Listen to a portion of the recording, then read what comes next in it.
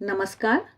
आइए सुनते हैं माँ की मधुर स्मृतियाँ नामक पुस्तक से आज का अंक। आज हम स्वामी अभयानंद जी की स्मृतियों की चर्चा सुनने जा रहे हैं। शीर्षक है माँ की स्मृतियाँ। महाराज कह रहे हैं, 1912 ईस्वी में मुझ पर श्री श्री माँ की कृपा हुई। उनका आश्रय कैसे प्राप्त हुआ यह बताने से पूर्व मुझे अपने बेलूर मठ आने का पूरा वृतांत बताना होगा कि किस प्रकार मैं ढाका से कुछ दिनों के लिए ही बेलूर मठ आकर सदा के लिए यहीं रह गया। ढाका में मैं अनुशीलन समिति नामक एक विप्लवी दल के साथ जुड़ गया था। उस समय मैं बालक था और सब कुछ ठीक ठीक समझ नहीं पाता था। ढाका में अनुशीलन समिति का एक अड्डा था जो छात्रावास के जैसा था।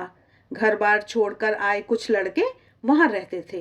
कुछ दिन उनके साथ बिताने के बाद मैंने पाया कि दल की कुछ कुछ नीतियों को मेरा मन स्वीकार नहीं कर पाता था। इसलिए किसी ऐसे व्यक्ति के पास जाने की इच्छा हुई जो इस विषय में मेरा उचित मार्गदर्शन कर सके। विभिन्न कारणों से मेरे मन में इच्छा हुई कि इस विषय में मैं रामकृष्ण मठ तथा मिशन के अध्यक्ष स्वामी ब्रह्मानंद जी से उपदेश प्राप्त करूं, परंतु समस्या थी कि किस सूत्र से उनके पास जाऊं, कौन मुझे उनके पास ले जाएगा। इस विषय में मेरे एक मित्र वीरेंद्रनाथ बोस ने मेरी सहायता की। वीरेंद्र जानता था कि मैं स्वामी ब्रह्मानंद जी से मिलने को उत्सुक हूं। 1910 ईस्वी के संभवतः दुर्गा पूजा के समय एक दिन वीरेंद्र ने पत्र लिखकर सूचित किया कि वह कोलकाता जा रहा है और यदि मैं चाहूं तो वह मुझे भी साथ ले जा सकता है। उस पत्र में उसने यह भी वचन दिया था कि वह मुझे कोलकाता से बेलूर मठ ले जाकर महाराज अर्थात स्वामी ब्रह्मानंद जी के साथ मेरी भेंट भी करा देगा। पत्र पाने के साथ ही मैं ढाका में उसके घर जा पहुंचा। अगले दिन हमने एक साथ ही कोलकाता के लिए प्रस्थान किया। सियालदह स्टेशन पर उतरने के बाद मेरा मित्र मुझे बेलूर मठ ले गया। स्टीमर से गंगा पार कर सलकिया से पैदल चलते हुए हम दोनों बेलूर मठ जा पहुंचे। मठ में हमारी सर्वप्रथम स्वामी ब्रह्मानंद महाराज से ही भेंट हुई। वे एक आराम कुर्सी पर बैठे हुक्का पी रहे थे। हमने प्रणाम किया। वीरेन ने महाराज के साथ मेरा परिचय कराते हुए कहा, बहुत दिनों से मेरा यह मित्र आपसे मिलने को इच्छुक था। इसे कुछ बातें करनी हैं। इसके साथ ही वीरेन ने यह भी पूछ लिया कि क्या मैं मठ में कुछ दिन बिता सकता हूँ। महाराज ने सम्मति दी और वीरेन कोलकाता लौट गया। वीरेन के साथ बात हुई थी कि कुछ दिनों बाद मैं उसके साथ ही ढाका लौट जाऊंगा और बीच का समय बेलूर मठ में बिता लूंगा। मठ में मेरे रहने तथा यथा समय प्रतिदिन प्रसाद पाने की व्यवस्था हो गई। इसके साथ ही महाराज ने यह भी बता दिया कि ठाकुर के स्थान में बिना कोई कार्य किए अन्न ग्रहण करना उचित नहीं है और यह निर्धारित हुआ कि बाबूराम महाराज अर्थात स्वामी प्रेमानंद मेरे लिए जो भी कार्य निर्धारित कर देंगे प्रतिदिन उसे करने के बाद ही प्रसाद पाऊंगा। स्वामी ब्रह्मानंद ने वह भाव मेरे भीतर संचारित कर दिया था और मैं बाबूराम महाराज के निर्देशानुसार रोज कुछ कार्य करने लगा। स्वामी ब्रह्मानंद ने मुझसे यह भी कहा था, तुम प्रतिदिन मेरे साथ थोड़ा टहलना। वे मठ भवन से स्वामी जी के मंदिर तक टहला करते थे। उन दिनों स्वामी जी के मंदिर का केवल निचला अंश ही था, ऊपरी अंश बना नहीं था। टहलते समय हमारे बीच बातचीत हुआ करती थी। साधु जीवन आदि से संबंधित मन में अनेक प्रश्न उठते थे, परंतु उन दिनों सबसे बड़ा प्रश्न जो मेरे मन पर अधिकार जमाए रहता था वह था अपने विप्लवी दल की नीतियों के विषय में। वह मेरे लिए एक संकट के समान था। एक दिन मैंने सब कुछ महाराज के समक्ष स्पष्ट रूप से बताकर उनका मत जानने की इच्छा व्यक्त की। स्वामी ब्रह्मानंद जी ने उस विषय में जो कुछ कहा वह मेरे मन में बड़ी गहराई तक प्रविष्ट हो गया। उनका प्रेमपूर्ण व्यवहार बड़ा अच्छा लगता था। इधर 7 दिन बीत गए और वीरेन से भेंट नहीं हुई। उसका कोई समाचार भी नहीं मिला। कुछ दिनों बाद एक पत्र मिला। उसने लिखा था कि विशेष कारणवश उसे बर्धमान जाना पड़ा था और वहां से कोलकाता लौटते ही उसे ढाका लौट जाना पड़ा। इस कारण उसे मेरे साथ मुलाकात करने का समय नहीं मिला। मेरे साथ भेंट न कर पाने के कारण उसने खेद व्यक्त करते हुए लिखा था कि मैं यथा समय ढाका लौट आऊं। मैंने वह पत्र स्वामी ब्रह्मानंद जी को दिखाया। पढ़कर वे बोले, तो वह चला गया? ठीक है, जाने दो। तुम्हारा एक मित्र चला गया है, परंतु हम अनेक मित्र तो यहाँ हैं। बीच बीच में वे कहते, वीरेन ही तुम्हारा मित्र है, हम क्या तुम्हारे मित्र नहीं हो सकते? तब भी मेरी लौट जाने की बड़ी इच्छा होती थी। महाराज को मैंने यह बात कही। वे बोले, अभी क्यों चले जाना चाहते हो? और 1 महीने रहो ना। स्वामी जी का जन्मदिन आ रहा है, उस उत्सव तक रह जाओ। उस समय मेरी लौट जाने की तीव्र इच्छा थी, तो भी मैंने सोचा कि जब महाराज कह रहे हैं तो स्वामी जी के जन्मोत्सव तक रहूंगा। इस उत्सव में बड़ा आनंद आया। महाराज को यह बात सूचित करने पर वे बोले, चले जाने पर यह आनंद कहाँ पाते। स्वामी जी का जन्मोत्सव संपन्न हो जाने पर मैंने पुनः अपने लौटने का प्रसंग उठाया। तब महाराज ने श्री रामकृष्ण की जन्मतिथि तक रुक जाने को कहा। श्री रामकृष्ण का जन्मोत्सव एक और आनंद मेला था। लगा कि इस आनंद की तुलना नहीं है। इस उत्सव के आनंद में शामिल होने के बाद मैंने देखा कि अब मेरे मन में घर लौटने की आकांक्षा दूर हो चुकी है। मन को एक दूसरे ही, एक नए राज्य की खबरें सुनने को मिल रही थीं। ऐसा लग रहा था कि वही राज्य मानो मेरा अत्यंत अपना है। महाराज को और कुछ कहने की आवश्यकता नहीं हुई। अपने अंतर की प्रेरणा से मैं मठ में ही रह गया। वैसे उनके आशीर्वाद से ही यह संभव हो सका था। मेरे साधु जीवन के प्रारंभ में स्वामी ब्रह्मानंद जी के अतिरिक्त जिनका विशेष प्रभाव मेरे ऊपर पड़ा, वे थे पूजनीय बाबूराम महाराज। आज भी श्रद्धापूर्वक मैं उनका स्मरण करता हूँ। ऐसे प्रेमी, दीन वत्सल और विशेषकर ऐसे कर्मठ साधु कोई अन्य मेरे देखने में नहीं आए। इन बाबूराम महाराज की शुभकामना तथा प्रेरणा से ही मुझे माँ की कृपा प्राप्त हुई। तारीख ठीक याद नहीं है। एक दिन बाबूराम महाराज के निर्देशानुसार मैं मठ से कोलकाता गया। बाबूराम महाराज ने कहा था कि वे बलराम बसु के मकान में रहेंगे और मुझे भी वहीं रात बितानी होगी। मैं शाम के समय वहां जा पहुंचा। मैं जिन दिनों की बात कर रहा हूँ, उन दिनों कोलकाता में हम लोगों के ठहरने के लिए कोई दूसरा स्थान न था। बलराम बाबू का घर ही साधुओं का अड्डा था।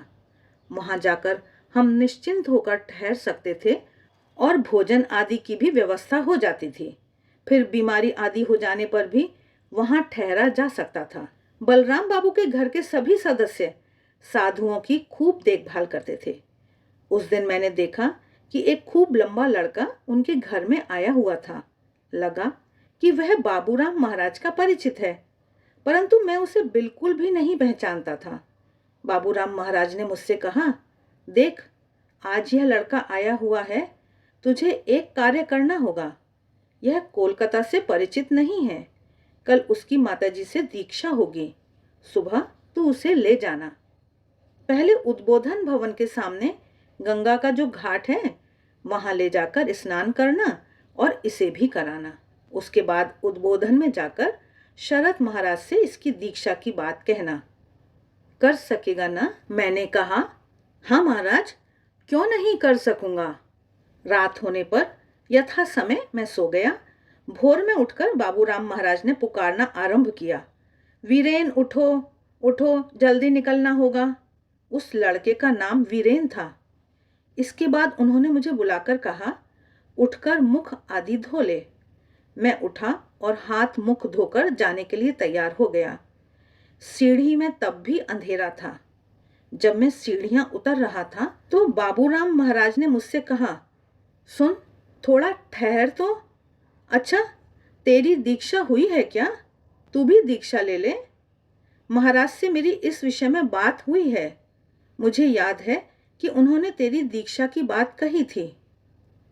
थोड़ा ठहर कर वे पुनः बोले, मेरी बात सुनेगा, मानेगा? मैंने सविनय कहा, क्यों नहीं मानूंगा, कहिए ना महाराज। वे बोले, देख, तू माँ से दीक्षा ले ले। मैंने पूछा, मैं माँ से कैसे दीक्षा लूंगा? वे तो मुझे ठीक से पहचानती भी नहीं। मैं जाता हूँ और बस प्रणाम करके लौट आता हूँ। बाबूराम महाराज बोले, नहीं, वे तुझे पहचानती हैं। मैंने पूछा, तो फिर मैं क्या कहूँगा? उन्होंने निर्देश दिया, शरत महाराज के पास जाना और उनसे कहना, स्वामी शारदानंद तो तुझे पहचानते हैं ना? मैंने कहा, हाँ महाराज, वे मुझे पहचानते हैं। पूजनीय शशि महाराज अर्थात स्वामी रामकृष्णानंद जी जब बीमार होकर उद्बोधन में थे, उस समय मैंने कुछ दिन वहां रहकर उनकी सेवा की थी। तभी स्वामी शारदानंद जी ने मुझे देखा है। बाबूराम महाराज ने कहा, हाँ, शरत महाराज तुझे अच्छी तरह पहचानते हैं। तेरे ऊपर वे बड़े प्रसन्न हैं। तूने इतने दिनों तक शशि महाराज की सेवा की थी और उस समय तूने कितना परिश्रम किया था। तेरे विषय में उनकी बड़ी अच्छी धारणा है। मैंने कहा, सो तो मैं नहीं जानता। वे बोले, जो भी हो, इसे साथ ले जा और अपने लिए भी नए कपड़े लेता जा। दोनों जन गंगा में स्नान करके उद्बोधन में जाकर शरत महाराज से मिलना और कहना, बाबूराम महाराज ने हमें भेजा है। आपको उन्होंने हमारी दीक्षा की बात माताजी से कहने तथा तदनुसार व्यवस्था करने को कहा है। स्वामी ब्रह्मानंद जी से मैंने पथ प्रदर्शन के लिए प्रार्थना की थी। वैसे मैंने उनसे आनुष्ठानिक दीक्षा के लिए निवेदन नहीं किया था, तो भी आध्यात्मिक जीवन के लिए उपदेश मैंने मांगा था। इसके अतिरिक्त मठ में सर्वप्रथम उन्हीं के साथ मेरा परिचय हुआ था, इसलिए उन्हीं से दीक्षा पाने की एक आकांक्षा मेरे मन में रह गई थी। परंतु बाबूराम महाराज ने इतना जोर दिया कि मेरे लिए और कुछ करने का उपाय नहीं था। उन्होंने कहा था, मेरे ऊपर तेरा विश्वास नहीं है, तू मुझसे प्रेम नहीं करता। देख, मैं तेरे भले के लिए ही कहता हूं, तू मां से दीक्षा ले ले।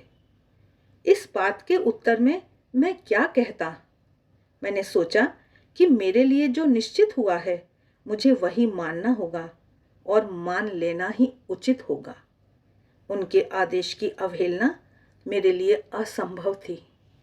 इसलिए यथा समय उद्बोधन जाकर मैंने पूजनीय शरत महाराज के सामने सारी बातें कहीं। वे तत्काल बोल उठे, हाँ हाँ, अवश्य होगा। उन्होंने माँ के पास ले जाकर हमारा परिचय करा दिया। परिचय कराते समय उन्होंने यह भी बताया कि मैंने पूजनीय शशि महाराज की सेवा की थी। माँ ने सब सुनकर कहा, हाँ बेटा, तुम्हारी दीक्षा होगी। जाओ बेटा, नीचे जाकर बैठो, बाद में मैं बुला लूंगी। यथा समय दीक्षा आरंभ हुई और एक एक कर हम सबके लिए बुलावा आने लगा। पहले मेरे संगी को और फिर मुझे भी बुलाया गया। उद्बोधन के जिस कमरे में अब ठाकुर की पूजा होती है, उसी में माँ रहती थीं। माँ सर्वदा ही अपना मुख घूंघट से ढके रहती थीं, परंतु आज घूंघट न था, आसन बिछा हुआ था। कमरे में प्रविष्ट होकर मैं उसी आसन पर बैठ गया। आसन पर बैठने के थोड़ी देर बाद माँ ने मुझसे कुछ प्रश्न किए। जहां तक स्मरण आता है, माँ ने मेरे इष्ट के विषय में या ऐसा ही कुछ पूछा था। मैं बोला, मुझे क्या अच्छा लगता है और क्या नहीं, सो तो नहीं जानता माँ, आपको जो उचित लगे वही मुझे दीजिए। माँ ने कहा, ऐसा ही होगा। इसके बाद थोड़ी देर ध्यान करने के उपरांत उन्होंने मुझे मंत्र दिया। मैं अवाक रह गया। मैंने तो उन्हें अपनी पसंद नापसंद के विषय में कुछ बताया नहीं था। उनसे अपनी इच्छानुसार मंत्र देने का अनुरोध किया था। मेरी पसंद तो कितने ही प्रकार की हो सकती थी, पर आश्चर्य की बात यह है कि मैं जिस भाव को लेकर इतने दिनों से चल रहा था, माँ ने मुझे ठीक उसी भाव के अनुसार मंत्र दिया था। माँ ने अपनी दिव्य दृष्टि की सहायता से मेरे मन की बात को ठीक ठीक जान लिया था। इसके फलस्वरूप मेरे मन को खूब तृप्ति मिली और बड़ा आनंद हुआ। इस प्रकार मेरी दीक्षा हो गई। स्वामी अभयानंद जी आगे बता रहे हैं कि दीक्षा के बाद मैं बेलूर मठ में ही रहने लगा। गंगा के इस पार हम लोग थे और उस पार माँ अपने लीला संगनियों के साथ निवास करती थीं। अब के समान उन दिनों अपनी इच्छा अनुसार मठ से निकलकर कहीं आना जाना नहीं होता था। फिर मठ में कोई गाड़ी भी न थी, इसलिए इच्छा होते ही माँ का दर्शन करना उन दिनों संभव न था। तब भी बाबूराम महाराज जब मुझे किसी कार्य से कोलकाता भेजते तो कह देते, माँ के घर में प्रसाद पा लेना और वहां जाकर माँ को प्रणाम करना। माँ को प्रणाम करना भी एक समस्या ही थी। वे सर्वदा महिलाओं से घिरी रहती थीं, इसलिए दर्शन करने की बात पहले शरत महाराज से कहनी पड़ती, फिर वे रास बिहारी महाराज से कहते और रास बिहारी महाराज भक्तों को माँ के पास ले जाते। यही परिपाटी थी। माँ तथा उनकी महिला भक्तों को असुविधा होगी, यह सोचकर दर्शन की बात कहने में मुझे थोड़ा संकोच होता था। अस्तु, बाबूराम महाराज के निर्देशानुसार मैं शरत महाराज के पास जाकर दर्शन की इच्छा व्यक्त करता और क्रमशः उसकी व्यवस्था हो जाती। माँ के कमरे में जाकर देखता कि उनका मुख लंबे घूंघट से ढका है। मठ से आया हूँ, यह सुनकर माँ थोड़ा सा वस्त्र खिसकाकर पूछती, मठ से आए हो बेटा? बाबूराम कैसा है? तारक कैसा है?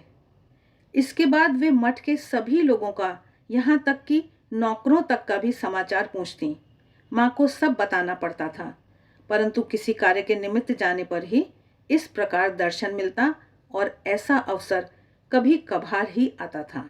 माँ के घनिष्ठ संपर्क में आने का अथवा उनके परिमंडल में जीवन यापन करने का सुअवसर मुझे कभी नहीं मिला।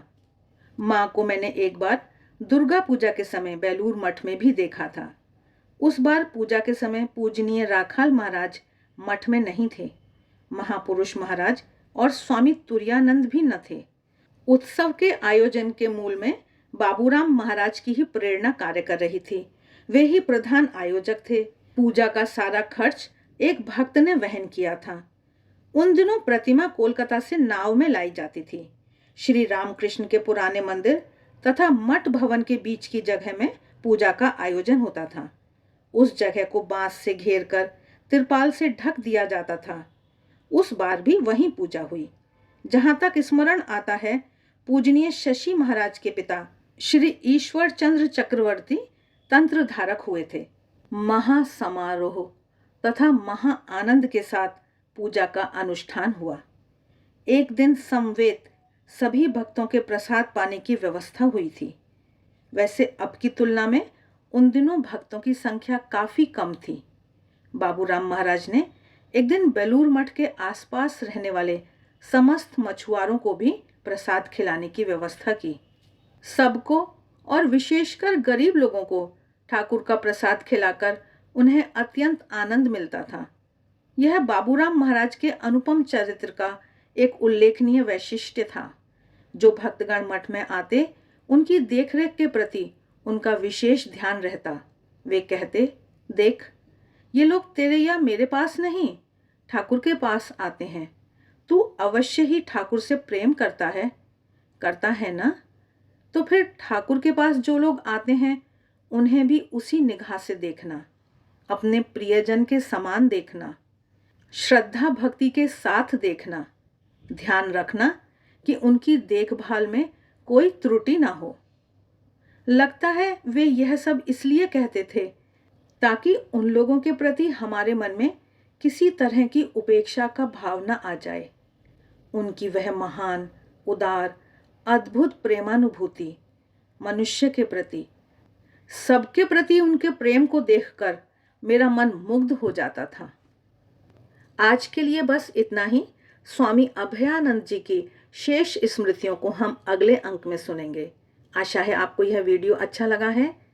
वीडियो अच्छे लगते हैं तो लाइक का बटन ज़रूर दबाएं, कमेंट बॉक्स में कमेंट करके बताएं।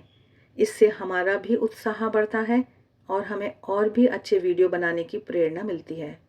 मिलते हैं फिर, तब तक देखते रहिए देवाक्षर। आप सभी का बहुत बहुत धन्यवाद।